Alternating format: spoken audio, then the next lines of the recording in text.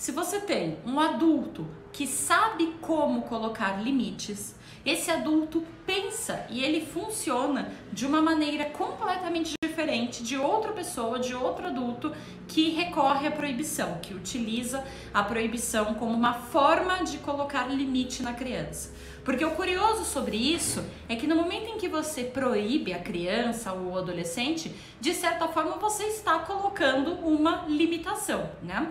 A palavra limitação quer dizer que existe alguma coisa, alguma força te impedindo de agir de determinada maneira.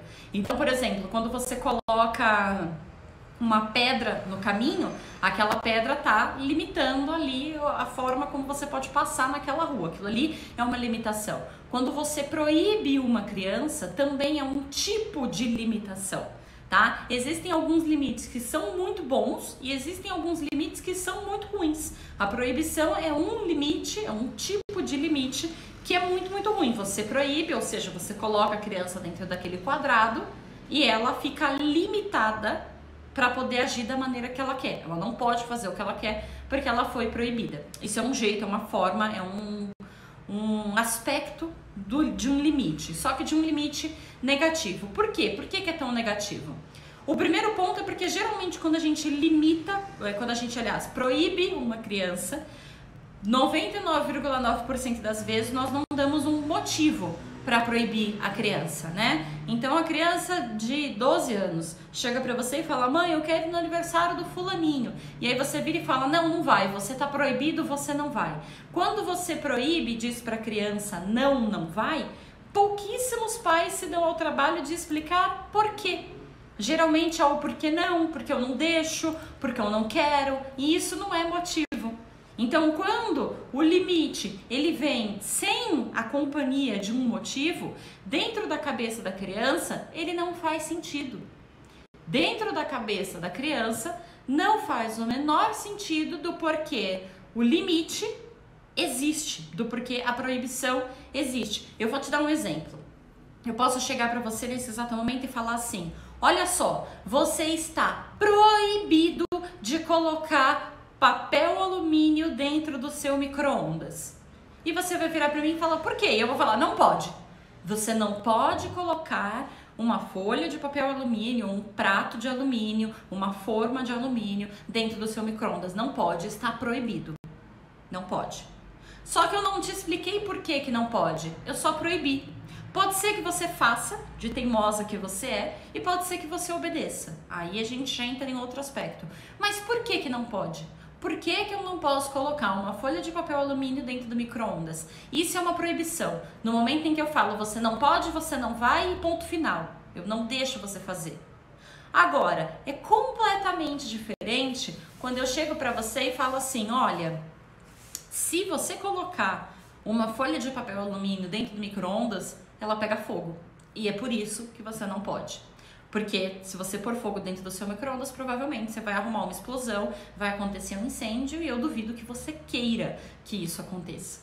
Quando eu te explico o motivo daquilo que eu tô falando, do porquê não pode aquilo que eu tô falando, você entende melhor e você aceita melhor. Então, sempre que nós vamos colocar um limite na criança, ele precisa ter um motivo. Por que não pode fazer aquilo? E as coisas que realmente não podem possuem um motivo. Por que a criança não pode pôr o dedo na tomada? Porque dá choque, choque mata. Por que a criança não pode beber água da privada? Porque na privada vai xixi, vai cocô, e xixi e cocô é cheio de bactérias. Se a criança ingere essas bactérias, provavelmente ela vai arrumar uma belíssima de uma virose. Mas tem motivo. Não é só uma coisa que a gente proíbe. Existe motivo.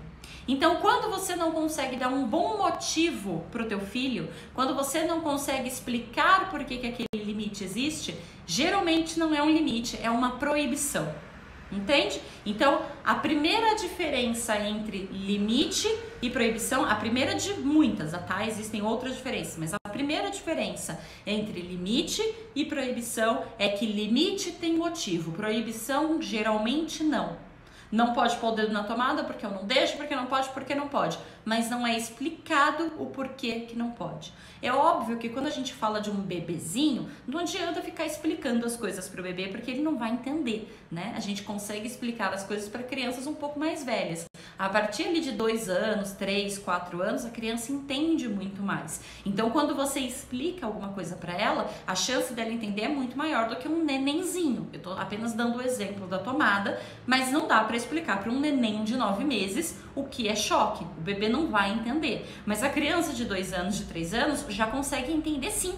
Então, a compreensão dela é muito maior.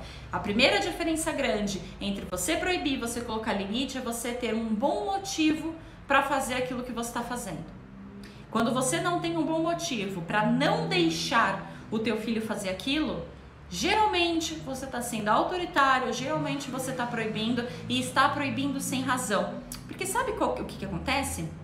Muitas vezes a gente diz não para a criança por preguiça. Não porque de fato não pode, mas porque a gente está com preguiça de lidar com aquela situação. A criança vira e fala assim, mãe, eu quero brincar com água. Muitas mães vão dizer que não pode. Muitas mães vão ver a criança brincando com um pote de água e vão querer tomar. Opa, perdão, balancei a câmera. Muitas mães vão ver a criança brincando com um potinho de água e vão querer tomar o pote da criança, vão querer tirar o pote da mão da criança. Por quê? Por que a maior parte das mães não deixariam os filhos brincar com potes de água? Porque provavelmente vai molhar e ela não quer lidar com o estresse de molhar, porque vai ter que trocar a roupa da criança, vai ter que secar o chão, entende? Então, como engloba outras coisas, dá preguiça e aí os pais proíbem os filhos. Não pode brincar com água porque molha e eu tenho preguiça de secar.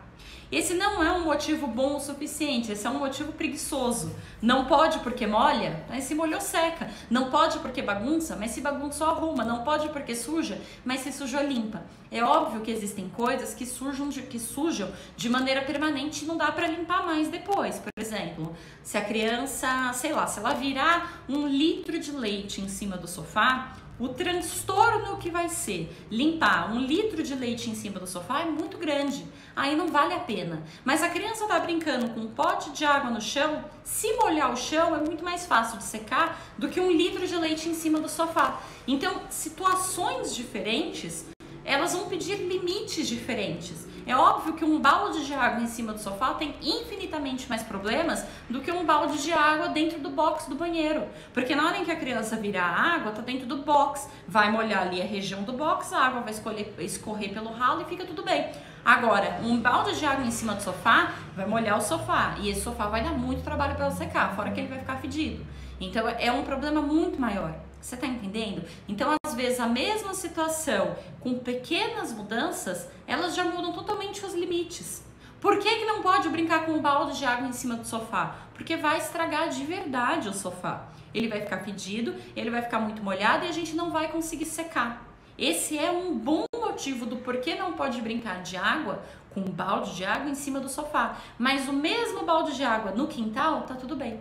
O mesmo balde de água dentro do box do banheiro, tá tudo bem.